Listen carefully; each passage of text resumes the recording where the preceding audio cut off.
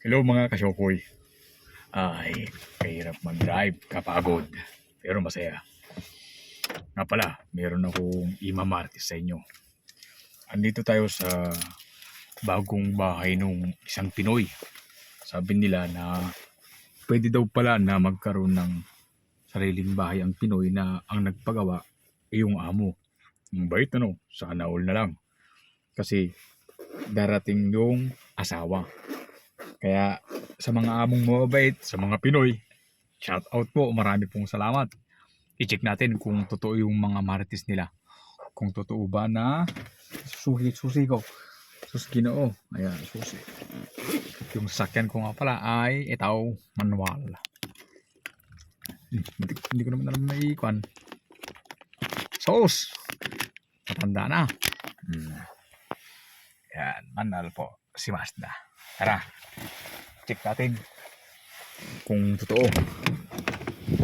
Ayan, naulan po rito sa amin, sa kanila. Pero, ito po yung bahay nila. Ayan, meron sila ang sariling sakyan. Garage. Tara doon, sa taas. Imatis tayo. Ito yung bahay nila, laki Ha. Sana all, may hagdan pa yan.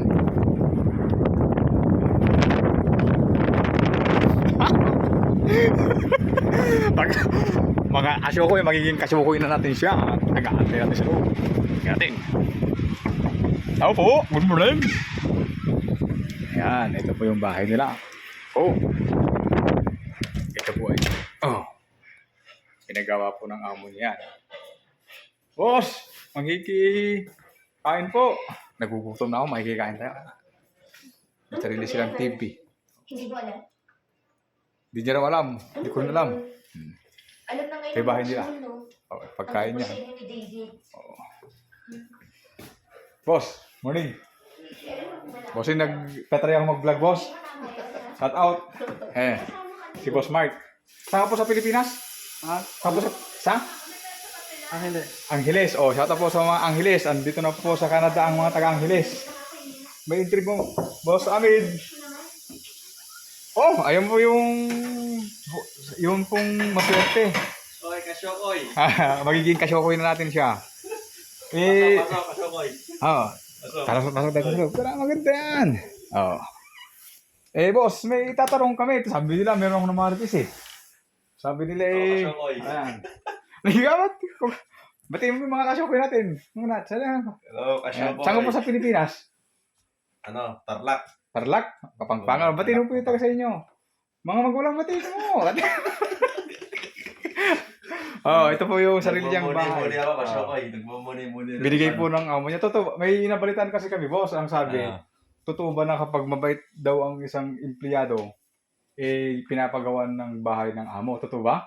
Hindi naman sa pinagawa. Ano mo sabihin mo? Encourage mo po yung mga nag-a-apply. Dating opisina to, nabili ng boss namin. Tapos, yung planta ngayon. Ayun malapit sa beach. Ayan, beach sa likod. Na sinubukang mag-request ang asawa. Na-approvean. Pinagawa ng boss namin to na bahay para dito kami tumira. Kailan bossing darating yung asawa mo? Kung papala rin, baka itong katapusan na. Ganda. Pero galing ka rin sa Taiwan. 10 years of Taiwan.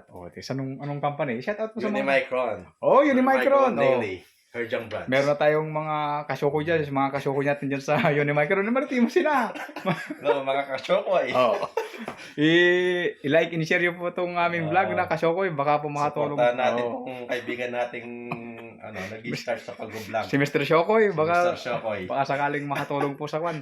So maganda. Galing din ng Taiwan si Mr. Shokoy. So maganda po talaga. Anong trabaho mo pala dito, boss? Sa fish plant, lobster, saka halibut. Halibut sa mga, ayan. Kapag dumating kayo dito sa Canada, pumunta kayo dito sa Clark's Harbor, ni Wilton. Ayan, hanapin nyo si Boss Amid.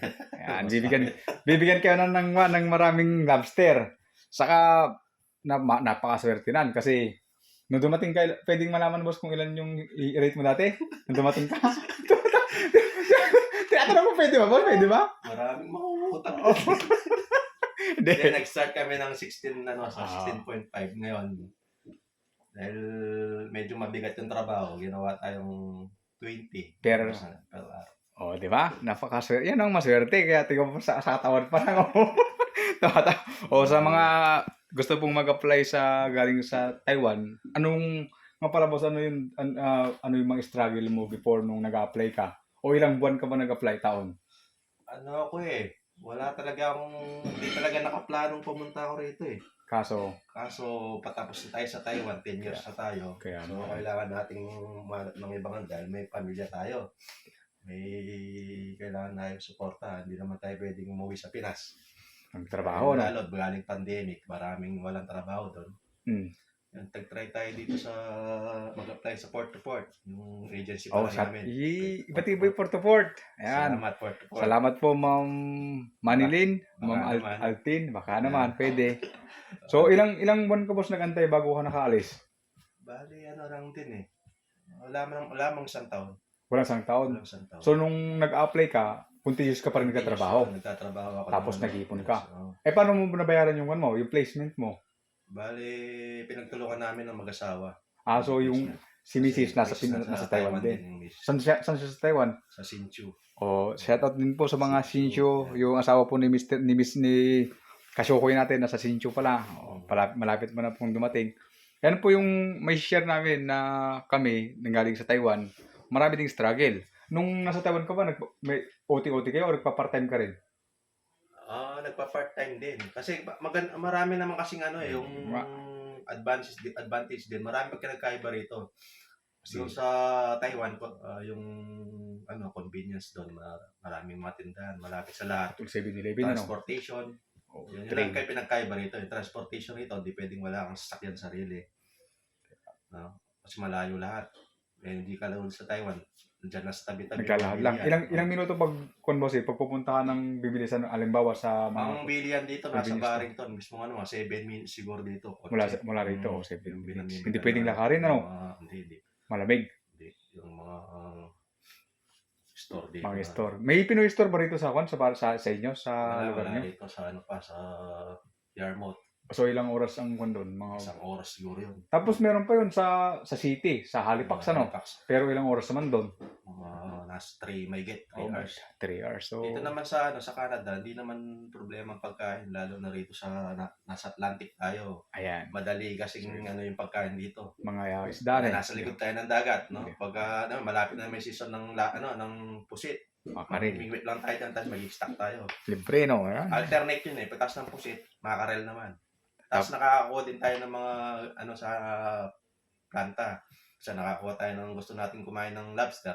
Hingi tayo sa boss, bibigyan ng mabait na may mga boss dito. Deer meat dito, meron din ba rin? Deer meat? Permit yan, pagka winter, may mga kaibigan nating mga Canadian na may license na mag-hunting. Yun, nag-ano sila tapos binibigyan tayo. Mabait mga Canadian. Kung ano meron sila, binibigay sa atin. So ibig sabihin, maganda rin talaga dito sa Canada, no? Depende na rin sa'yo, bossing, kung makakipong ka, no? Kung Kasi yung pagkain dito, halos nandyan lang Ang binibili mo lang dito, gulay talaga. Mahirap magpatubo ng gulay dito dahil sa winter. malamig. Malamig. Sa bigas, ano? Bigas, So, yun lang. Kasyokoy, ano yung may papayo mo sa mga nag-apply na sa Taiwan or sa ibang kunman na ano yung dapat nilang unang dapat gawin para makapunta sila rito kung talagang gusto nilang makatulong Kung talagang porsigido silang pumunta rito, unang-una, syempre yung budget. Magkano gusto yung budget sa mo? agency, tulad namin sa agency namin, Sa bayad Port-to-Port. kami ng 4 Canadian dollar. So ilan mo yun sa peso para alam nila? Sa peso, mahigit nasa 200 siguro yun. Kulang Kasi mga 200. 200 siguro. Tapos Meron iba din ng mga direct hiring, mas mahal naman sa kanila naman. Katulad sa kaibigan natin sa yung sa $12,000 ang binabayad nila. No? yung kunyon boss parang yung K-Monster parang yata boss ano. So magkakaiba talaga no, magkakaiba. Ang lang din sa port to port, sa sa dagat talaga sa seafoods talaga Ngayon, yung iba napupunta sa seasonal, kanya-kanya din step by step naman kasi. Hindi naman kasi minamadali lahat tulad namin. Swertihan namin ang napuntahan namin. May isda siya, may seafood siya, may iba kaming ibang option na hindi lang kami nakapokus sa lobster. So, hindi pa rin kami seasonal. Hindi kayo nawawalan halos ng trabaho. Mm. So, yun lang mo mga kasyokoy. Basta't kung gusto nyo mag-apply, sa port to port, sa Caymanster, kapag nandito na kayo, makakaipon naman kayo kasi lalo na sa mga may asawa, di ba, bossing? Kapag may asawa ka dito sa income tax, yearly, Yan, ngayon, Yan. applyan ng ng income tax. tax. Oh, no? so, ilan pala, matanong ko pala, boss, ilan yung income tax mo sa sa Taiwan dati? Sa Taiwan, nakakakuha ko ng 20, mga 20 Sa 20. NT. So, Nasa kulang- 40 million. kulang 40, no? Ito, yun. Eh, pero dito, pwede ba, baka naman, ma-encourage mo yung mga taga dito. Sabihin na lang natin times. Times 10. Marami na naman utang dyan. Hindi. O so, ang maganda po rito sa Taiwan, sa Canada, kapag may asawa ka, talagang pati mga anak mo, di ba? Talagang suportado po ng government. Meron silang budget para doon, di ba? Sa asawa mo, sa mga anak mo, kahit walang trabaho, meron May tulong. tax return naman dito. Oh, yung tax return. Yung tax return talaga rito, katulad nga ni Boss Mondi, shout out Boss Mondi, Baka naman, Boss Oh, Mondi, ice Boss cream Mondi, na. 5,000 siya. Ayan, sila Oo. Tolar Mel. Yan, yung mga 5,000, nasa 200. 200,000. Sa mo ng peso, 40, yung kunya, di laki, di ba? Sa mga may asawa, panalo. Kaya sa mga gustong mag-apply dito, tsaka-tsaka lang mga boss, mga kasyokoy. Kung gusto nyo pong makapanood ng mga ko natin, mag-subscribe kayo kay Kasyokoy. Salamat po. Supportan natin si Kasyokoy. Ayan. Meron na yan, bagong Kasyokoy, Welcome to our team. Salamat Balik ka na po. sa dagat, Kasyokoy.